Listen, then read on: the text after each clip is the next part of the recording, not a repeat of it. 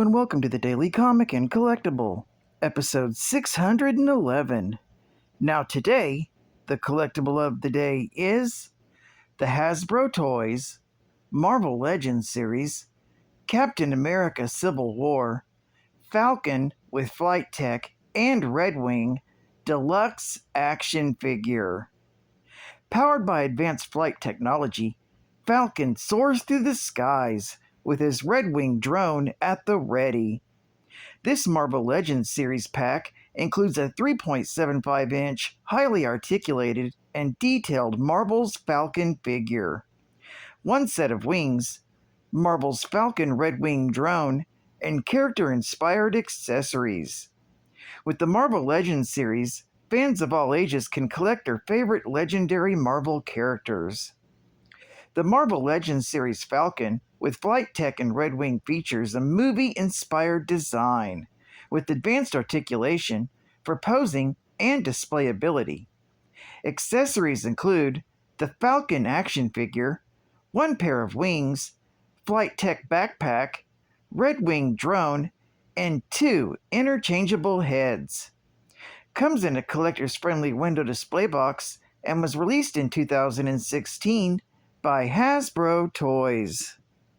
Now, the comic of the day is Captain America, Volume 1, Issue number 264, with a cover date of December 1981, with story by J.M. DeMatteis, art by Mike Zeck, and cover by Mike Zeck. This issue is titled The American Dreamers. This story opens in a remote hotel where 4 people are hooked into a strange machinery. Meanwhile, after returning to New York City, Captain America finds himself in various confusing scenarios, including working for President John F. Kennedy, while Bucky leads the Avengers, Sam Wilson as a shoe shiner, and he and Sam as children at a carnival. In each scenario, Steve sees and/or hears a message from an African American woman telling him that the world is not the way it should be, and that he has to do something about it. The final scenario features Nazis marching down Fifth Avenue in celebration of the anniversary of the day they conquered America, with captive blacks, Jews, and mutants on display as part of the parade. Cap and Falcon attack the Nazis and free the mutants, including Beast and Cyclops. But in the melee, the Falcon is shot dead. When the bullets fired at him form a message asking him to come to the Waldheim Hotel, Cap finally retains his memory of it and steals a mini-jet to take him to the hotel. Meanwhile, Morgan McNeil Hardy adjusts his machine, a telepathy augmenter, not understanding why the 4 people hooked into it keep changing reality from what he wants it to be. Cap arrives at the hotel and battles through Ku Klux Klan members who become Nazi soldiers before finding Hardy, who has hooked himself into the machine to stabilize reality. Cap challenges Hardy, asking whose morals are correct, the racist, the Nazi supporter, or the child who wants to play.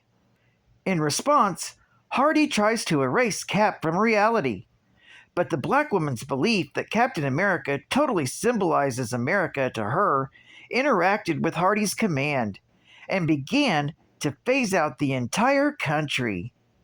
Not understanding what was happening, but desperate to save the America he loved, Hardy drew the psi energy back and channeled it into the augmenter, destroying it and himself with it. The minds of 2 of the subjects, the racist and the Nazi supporter, were so full of uncontrollable hatred that they couldn't bear the feedback and they shorted out, just like the augmenter did, from the power overload. The boy and the black woman survived, possibly because of his innocence and her faith in Captain America. This story is continued in Captain America, issue number 265. Geek Fact: the Falcon is listed as the co-star on the cover for this issue only. However, he only appears in 4 restructured realities, and thus shouldn't remember anything he experienced during that time, including his death. Bonus Geek Fact: Philip Le Guin and Ursula Richards are only identified as Subject B and Subject D in this issue.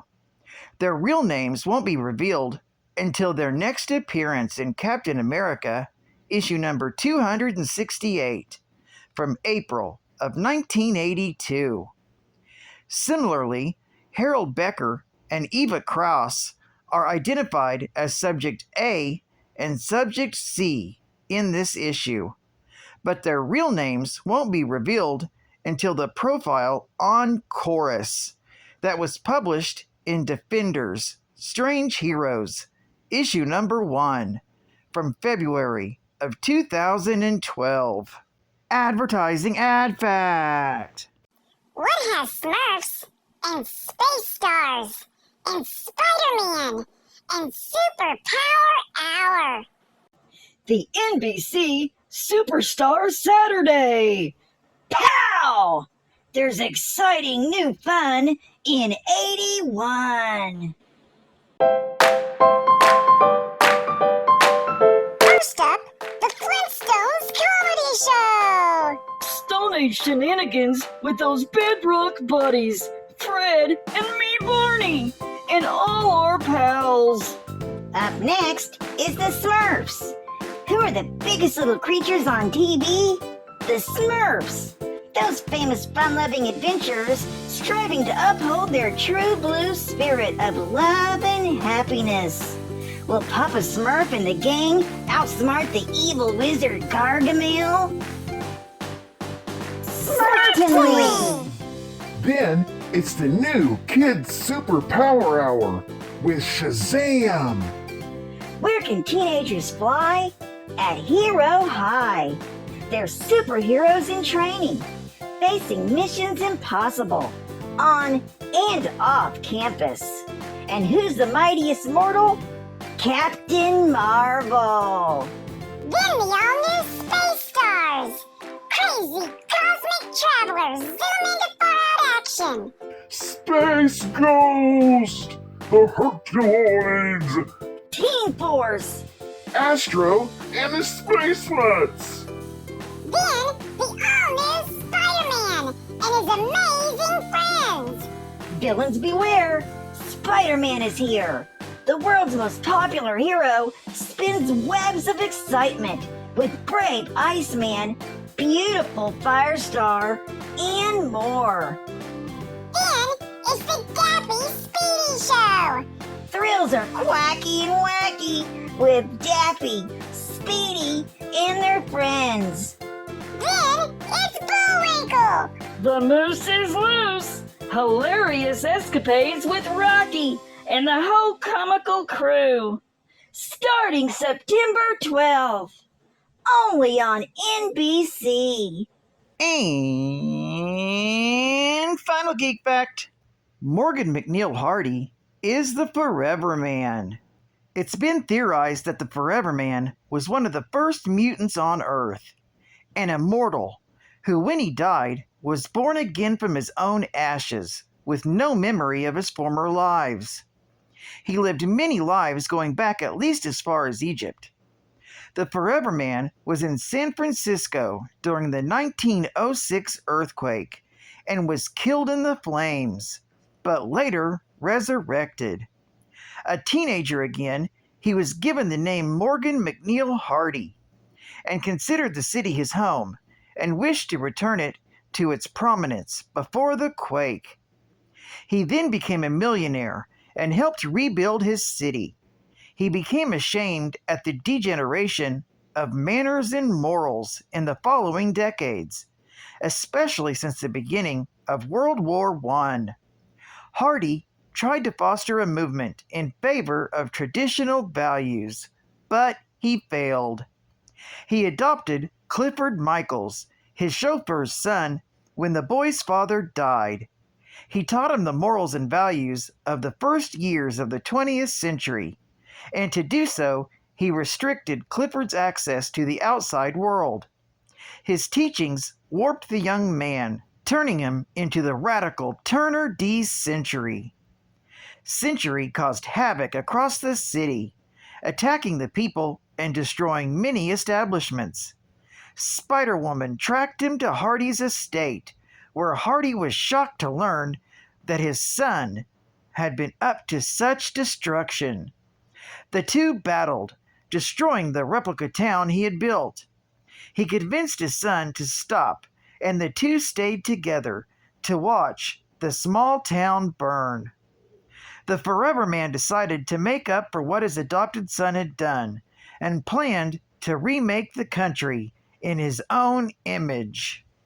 This is what caused the current debacle with Captain America, ending with Hardy's death once again. He returned to life again, now able to remember his past lives. The knowledge drove him insane, and he hated that he would always be forced to start over with nothing. Eventually, he drove a spaceship into the sun, but that just caused him to die, be reborn, and die again every second. He was finally reborn as a plasma being made of solar fire and returned to Earth, where the Avengers defeated him. He was reborn again as a young boy with no memory of his past. However, the Avengers wondered if he was faking. Well, I'd like to thank you for joining me for another Daily Comic and Collectible, and I hope to see you again Wednesday. This is Catfan Comics Man, and I'll catch you on the flip. Over and out.